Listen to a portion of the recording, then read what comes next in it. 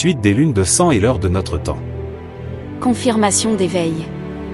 Et chronologie céleste. Par plein feu sur l'heure juste. Mai 2025. Dans un monde où l'image et la voix sont souvent mises en avant, j'ai choisi de rester discret. Ce n'est pas ma personne qui compte, mais le message que je souhaite transmettre. Certains préfèrent entendre une voix humaine, mais aujourd'hui, il existe des logiciels qui permettent d'obtenir une voix claire et compréhensible, sans avoir à s'exposer personnellement. Ce choix n'est pas une question de facilité, mais de priorité. L'essentiel est que le message soit entendu, non que celui qui le partage soit reconnu. Introduction. Parmi les nombreuses approches eschatologiques explorant les signes célestes, les cycles lunaires et les durées prophétiques mentionnées dans les livres de Daniel et de l'Apocalypse, une perspective émergente se distingue par sa précision remarquable et son ancrage biblique. Cette lecture associe la tétrade lunaire de 2032 à 2033 à l'horloge de la crucifixion du Seigneur, aux veilles de la nuit juive, et aux périodes prophétiques clés des 2520, 2550 et 2595 jours. Elle propose une interprétation audacieuse mais rigoureusement chronologique, dans laquelle les éclipses lunaires et solaires jouent le rôle de marqueurs prophétiques célestes. L'enchaînement des dates, parfaitement aligné avec les fêtes bibliques et les durées prophétiques, suggère un renforcement des signes déjà évoqués dans la première étude sur lune de sang et l'heure de notre temps. Cette synthèse vise à confirmer et approfondir cette lecture des temps à travers une grille de lecture biblique, astronomique et prophétique, en soulignant une cohérence au jour près dans le déroulement eschatologique proposé. 1. La résurrection du Seigneur comme marqueur prophétique, 4 août 2032. L'observateur de cette hypothèse place le 4 août 2032 comme un point d'ancrage prophétique central. Cette date correspondrait, selon son analyse basée sur l'horloge de la journée de la crucifixion, à la résurrection du Seigneur après 3 jours symboliques dans le tombeau. Dans le langage prophétique, la résurrection du Christ préfigure le renouveau, la restauration, et l'avènement glorieux du royaume messianique. Ainsi, le 4 août 2032 devient une image du début du millénium. 2. Retour de 2520 jours, début de la tribulation en septembre 2025. Si l'on retranche 2520 jours à partir du 4 août 2032, on arrive au 10 ou 11 septembre 2025. Cette date coïncide avec la fin de la deuxième veille juive, veille de minuit, et le début de la troisième veille, veille du chant du coq. Cela soutient fortement l'idée que la grande tribulation débute à cette jonction temporelle cruciale. L'Église, selon cette lecture, serait enlevée avant ou durant la deuxième veille, et la Terre entrerait dans la phase finale du jugement divin à partir de septembre 2025.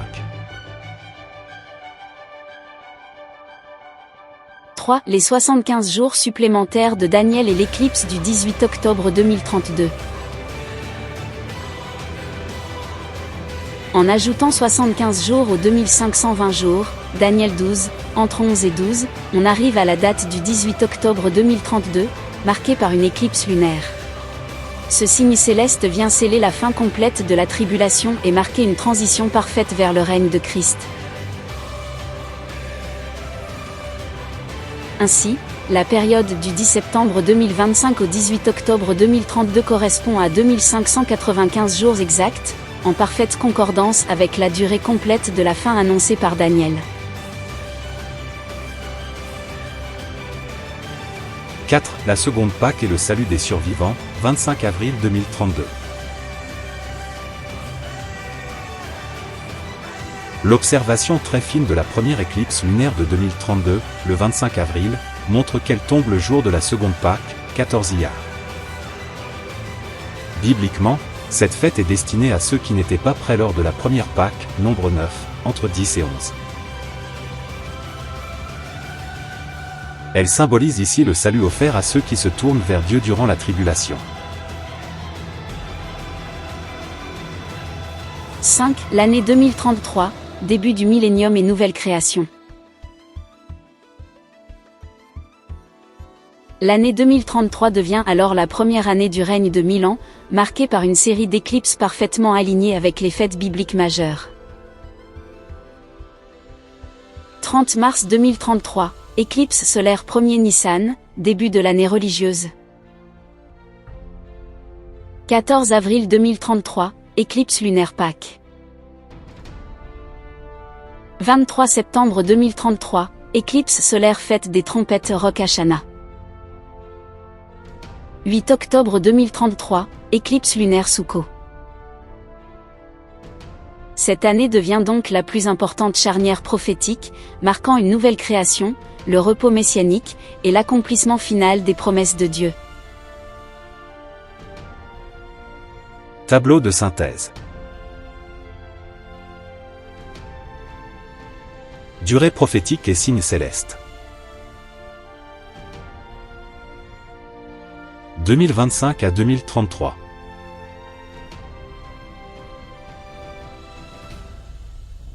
Conclusion, une structure prophétique confirmée au jour près. Ce prolongement de l'étude sur les lunes de sang révèle une architecture prophétique remarquable, où les veilles juives, les fêtes bibliques, les éclipses célestes et les durées prophétiques de Daniel s'imbriquent avec une précision surprenante. L'ensemble des repères examinés convergent vers deux jalons temporels majeurs. Le 10 à 11 septembre 2025, qui coïnciderait avec la fin de la seconde veille et pourrait marquer le début de la grande tribulation. Et le 4 août 2032, identifié comme un point culminant prophétique, symboliquement associé à la résurrection du Seigneur et préfigurant l'avènement glorieux de son règne millénaire. Conclusion, une structure prophétique confirmée au jour près.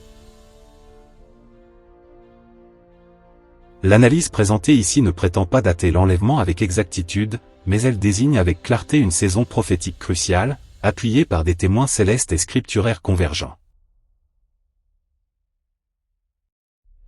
Le Seigneur reste souverain sur les temps et les moments, Actes 1, 7, mais il nous a aussi donné les astres comme signes pour les temps fixés, Genèse 1, 14, et a promis que ses serviteurs ne seraient pas dans les ténèbres, 1 Thessaloniciens 5, 4. Que votre ceinture soit serrée, et vos lampes allumées. Et vous, soyez semblables à des hommes qui attendent leur maître. Luc 12, 35 à 36. Mais rappelons-le avec humilité, l'enlèvement de l'Église peut survenir à tout moment, et rien n'oblige le Seigneur à attendre la fin de la seconde veille, 10 à 11 septembre 2025. Il peut venir au milieu de la nuit, à la première ou à la troisième veille, selon sa sagesse souveraine. Nous ne sommes pas appelés à deviner une date, mais à veiller chaque jour, à garder nos lampes allumées et à avoir des réserves d'huile comme les vierges prudentes. Matthieu 25, 1 à 13. Conclusion, une structure prophétique confirmée au jour près. Les vrais veilleurs ne seront pas surpris, car le jour ne viendra pas sur eux comme un voleur, mais comme l'accomplissement espéré des promesses du Seigneur. Mais vous, frères, vous n'êtes pas dans les ténèbres, pour que ce jour vous surprenne comme un voleur. Vous êtes tous des fils de la lumière et des fils du jour. 1 Thessaloniciens 5, 4 à 5. Frères et sœurs, gardons la foi. Si tu ne connais pas encore le Seigneur, aujourd'hui est un temps de grâce. Cherche-le pendant qu'il se laisse trouver.